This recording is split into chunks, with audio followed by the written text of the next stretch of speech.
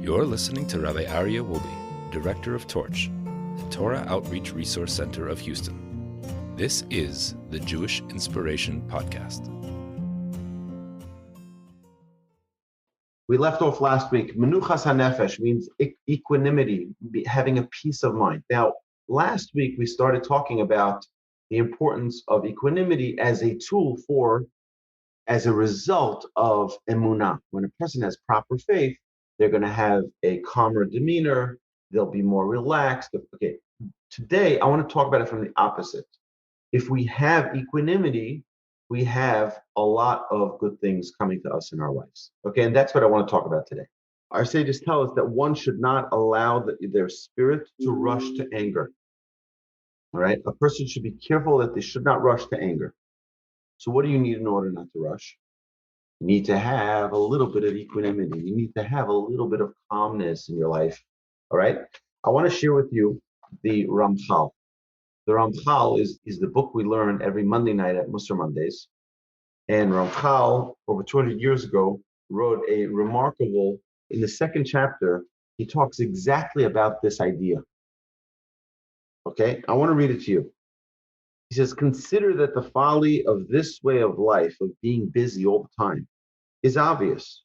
Why is it so difficult for man to avoid? So he says like this, however, this is actually one of the tactics of the Yetzer Hara, the evil inclination, and its cunning.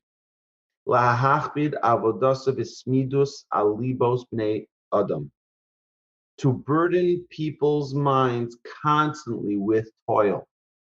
That's the Yetzer Hara's job. Keep us busy so we don't have time to consider, one second, maybe I'm going down the wrong path. Maybe I'm doing the wrong thing. No, we don't have any Menuchat Hanefesh. We don't have any time for that. Ad shelo yishar lahem revach liizbonim v'listakel. To the point where they are not left with free time to contemplate and examine which path in life they are traveling. I don't know how I got here.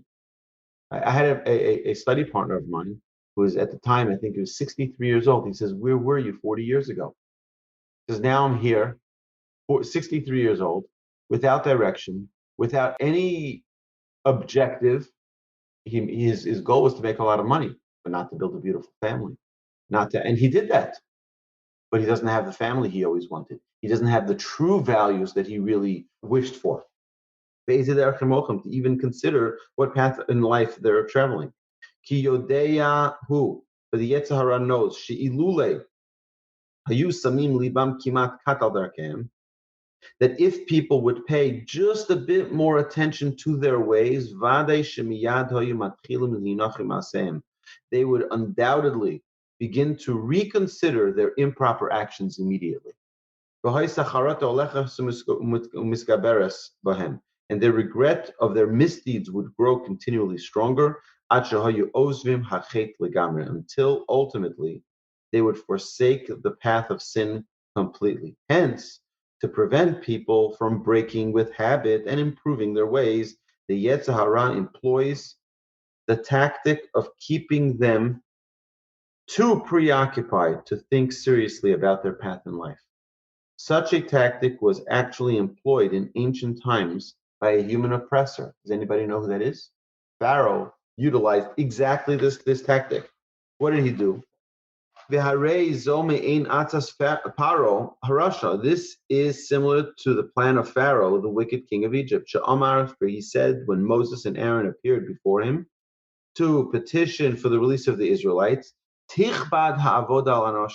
let their work be even heavier upon the men, and let them not pay attention to false words. For Pharaoh intended not to leave the Israelites any free time at all.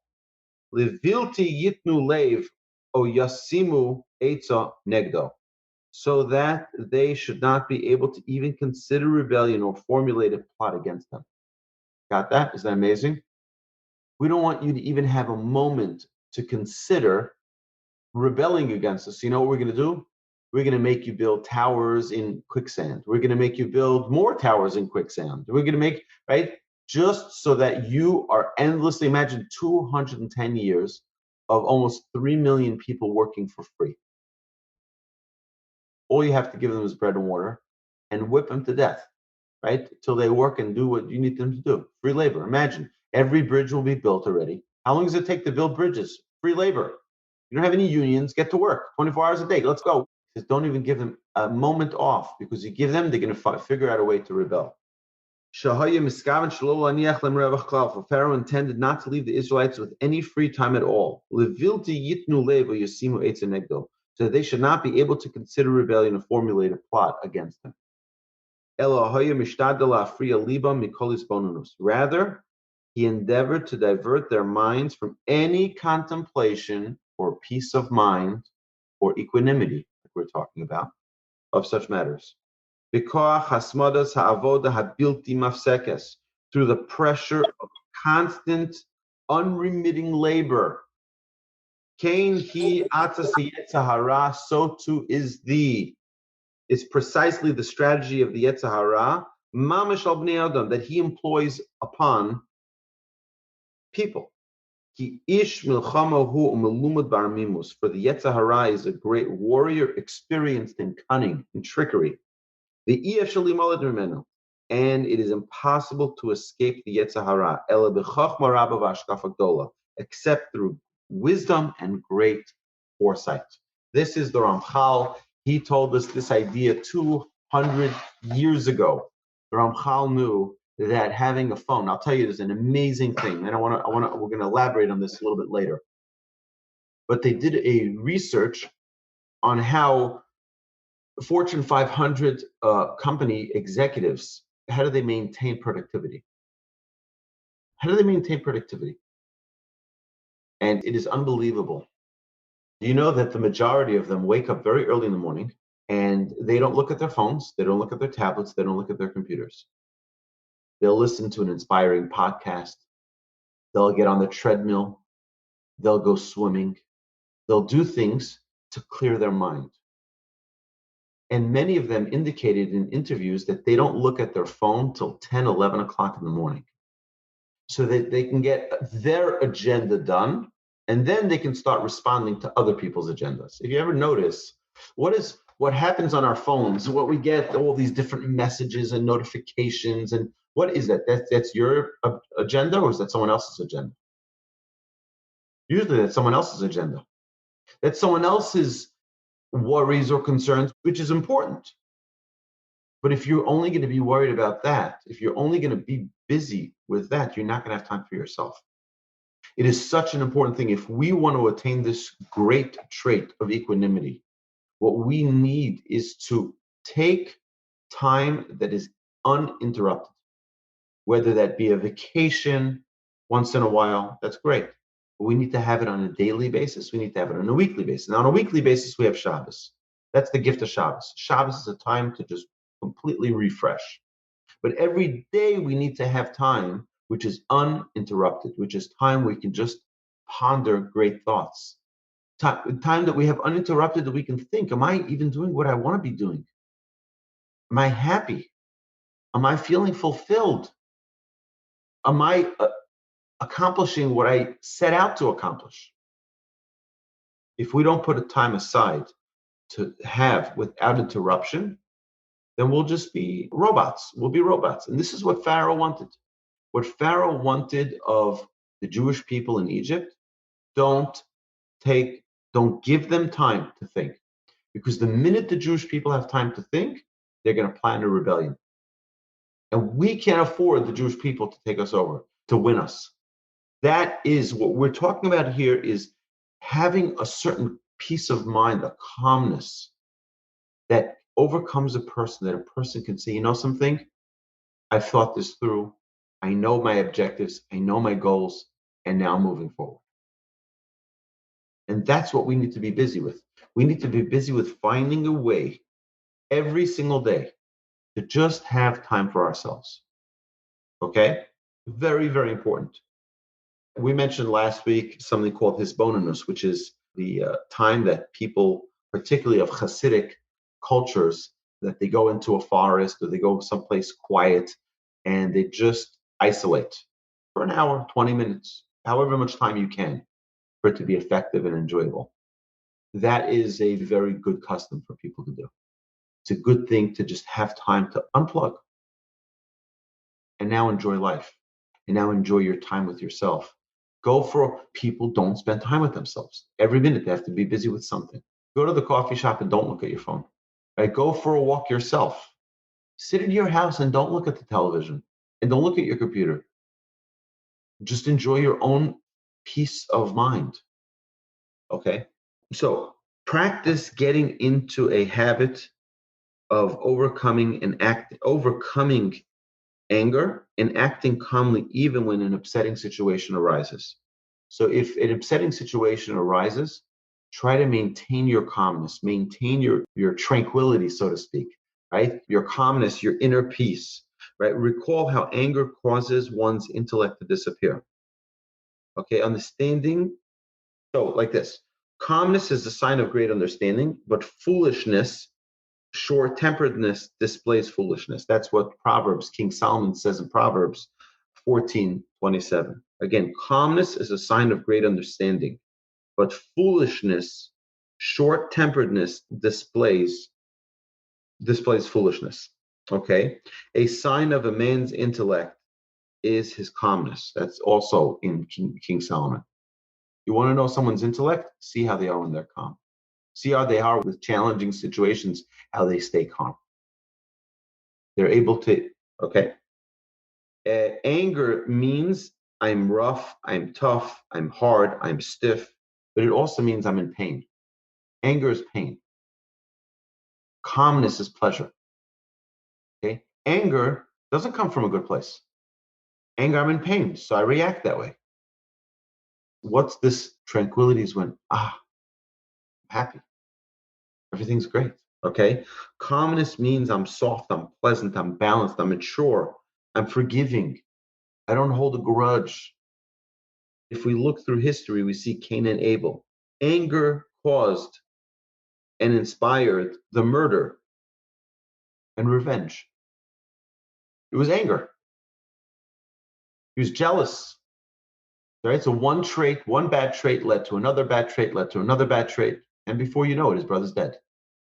If he only had a little bit of equanimity, he only had a little bit of calmness, of Menuchat Hanefesh, right?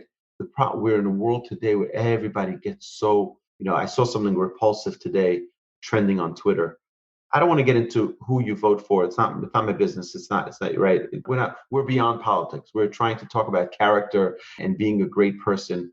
But all sides are trying to be self-righteous. That's so low. How can someone tweet like that? And how can someone write like that? And how can someone talk like that? Everyone's about someone else. And now you see people are trending a tweet, a hashtag about the passing of the brother of the president. So their new thing that the left is going after the right now is wrong, hashtag wrong Trump. God took the wrong one. Isn't this the same people who are saying constantly that we have to hold higher standard, we have to act morally, we have to act with dignity, we have to act with respect, we have to act, and suddenly when it pleases people, and to me, I'm an independent, so I stand in the middle of the road and I look, right, and I decide case by case. But I voted this way and I voted that way. But the idea here is that the self-righteousness that people always cling to shows its true colors when it's not real. When it's not real and someone is triggered, suddenly, I can say anything I want because I hate this person or I love that person and everything they do is fine. So we have to be very, very, very careful. It really is so people are angry, so it doesn't make any sense. We see with Yaakov and Esau, it really is an amazing story of Jacob and his brother Esau. It's Yaakov was the younger brother. He was born second. The older brother was Esau. So Esau gets the double portion. But Esau was dedicated to a life of materialism. So Jacob, who was dedicated to a life of spirituality, says, I want to connect to God. I want to be holier and spiritual. You want physical. So when Esav asked him for the soup, he says, "Oh, you want the physical? Give me the spiritual. I'll give you the physical, but I'll take the spiritual." Right? What is the spiritual? I want the blessing. Blessing. Who cares about blessing? Give me the soup. I'm hungry. So they made a fair, even Steven deal. Okay, they made a deal, and he gets his physical, he gets his spiritual. Comes years, and then Esau gets upset that he stole his blessing. What are you getting upset? You made a deal. Oh, you don't like the deal. Okay, so you shouldn't have made the deal, but you made the deal. Okay, so now he's angry at his brother. He wants to kill him. They meet 21 years later, 22 years later, and now he's about to meet his brother. What would you do if you knew that your sibling was so angry at you they wanted to kill you, and you're about to meet them? What does Jacob do? He prepares in three ways. He splits the camp, right? So half go here, half go there. Then he prays. In doing so, that was the sign of arms. They took up arms in case he needs to fight. He also prayed, but more importantly, our sages tell us he bought gifts for his brother. What's the purpose of gifts? Keep him calm. Jacob understood the importance of a person staying calm, of a person staying, because if he becomes angry, he'll get irrational. He'll get crazy. He'll do anything. He might kill us all. He might murder us all. Let's keep him calm. How do you keep him calm? That was Jacob's objective here, is let's keep Esau calm. Because the minute the tempers flare, anything can happen. I heard a tragic story last week. A group of young 20-year-olds were on a beach, and they got into a fight with another group. One of them ended up dying, gunshot wound. You'd think, what happened that got them into this dispute? A little argument. Hey, can you pick up your bottle and throw it in the garbage instead of throwing it here on the beach? I don't know what the argument was. I wasn't there. But imagine, what could it be already that they argue that gets them to a point of murdering another human being? But tempers flare. Tempers flare. One raised their voice. One said something obnoxious to the other. So what happens at the end? They killed someone. Last week. Terrible. Because people don't know how to contain themselves. They don't know how to keep that equanimity. So when something doesn't go my way, I go crazy. And people don't know how to react. We see the same thing with Joseph and his brothers. They were bitter and they took revenge. And we were all punished as a result of that. And we all became slaves because of that. You sent Joseph down to Egypt. Guess what? All of you are going to go down to Egypt. You're all going to become slaves. Okay? Moshe said to the Jewish people, he said, listen, you rebels, Shimona Amorim, rebels, come. And he brings them around the rock. What was his punishment? He wasn't allowed into Israel. Sages tell us that it wasn't that he hit the rock. That wasn't the issue. The issue was that he called the Jewish people rebels. That's what you call my people? Guess what? You're not going to get the opportunity to see them in their land. David remained calm and forgave Saul. King Solomon says, a wise person loves the person who critiques him. A wise person loves someone who critiques him. Why? Because it's free self-help. You don't have to go to the store to buy a book on self-help. Ask someone who criticizes you, elaborate. Tell me a little bit more. You said that I'm selfish. You said that I'm whatever it is that you said. Guess what? I want to hear more. You know what that does? That's a free self-help book. It tells you about yourself. Instead of being angry at that person, love them for it. That's what King Solomon says. A wise person will love his criticizer because he doesn't get angry. He sees it as a free class in self-help. Someone is willing to assist me for free. That's incredible. Someone actually in one of the classes, I don't recall who, I usually write down when someone gives me one of these tidbits, but someone said that before you get angry, halt. What is halt? H-A-L-T. Are you hungry? Are you angry? Are you lonely? Are you tired? Person should ask himself, if a person's tired, so just recognize if someone else is angry, they might just be tired, and they're not angry. They're just tired, or they're lonely, or they're upset about something, right? Before you react, halt. The trait of equanimity is having that calmness, having a pleasantness about yourself at all times. The nature of the Yetzer Hara is to busy us endlessly, like we mentioned before, and to be uncalm. Being too busy is regarded by our sages as an illness.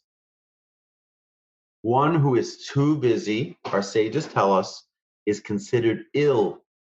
In the yeshiva in Kelm, if you didn't have a pleasantness of consciousness, a pleasantness of mind, you were considered ill in the yeshiva. Isn't that amazing? Pretty crazy, right? Peacefulness and calmness gives a person control over their faculties. You have time to plan. You have time to evaluate. You have time to organize. You have time to choose. You have time to focus. That a person needs to have that ability, that Menuchat Hanefesh, that peace of mind. We're too confused in our culture to focus on what's important. Yeah, you think of our world that we're living in today, right? The world we're living in today is total chaos, right? Plus, you find people who are less and less caring about anything. People don't care about anything anymore. They used to once, they cared about this, they cared about today. We don't care about anything. Today, everything, if it's not on my phone, I don't care. And there's a whole generation of, not, I wouldn't even say millennials, I would say teenagers today, that everything is on social media, everything's on TikTok. They're not even living in an internal world. Everything is about the outside, about what they're displaying for their friends. And how many times do we walk on the street and see people taking the same selfie of themselves with a different face, with a different angle, with a different UI? You ever see that? Right? I saw it in New York, right? You see a person standing there in the same place for 20 minutes taking pictures of themselves, which one, and then they're gonna have to pick through on their phone which one is the best one. And that's the one they're gonna post, right? It's like they're living in a world which is all display for everyone else without living with an internal world. It's a very terrible thing. Because what do you want? I don't know. What does everybody else want? I'll do what everyone else wants. Instead of knowing what you want, it's a very big challenge that I believe our generation, our children, are going to face if they continue on this trend. Some people it's funny because my father tells me, he says, thank God I raised my children before technology like this was out. He says, thank God. He says, I got you out before the smartphones hit the market. It's like, which is obviously funny, but thank you very much. I have the children growing up in this generation. And by the way, you should just know that's one of the things that I explain to my children, that those who do have phones, my older children do, and my younger children, I told them I made that mistake already. I'm not giving you phones. I'm sorry. You can use my phone when you need it. You can use my wife's phone when you need it, or mommy's phone, right? But you cannot have your own. I see that it's not healthy. It really is not healthy.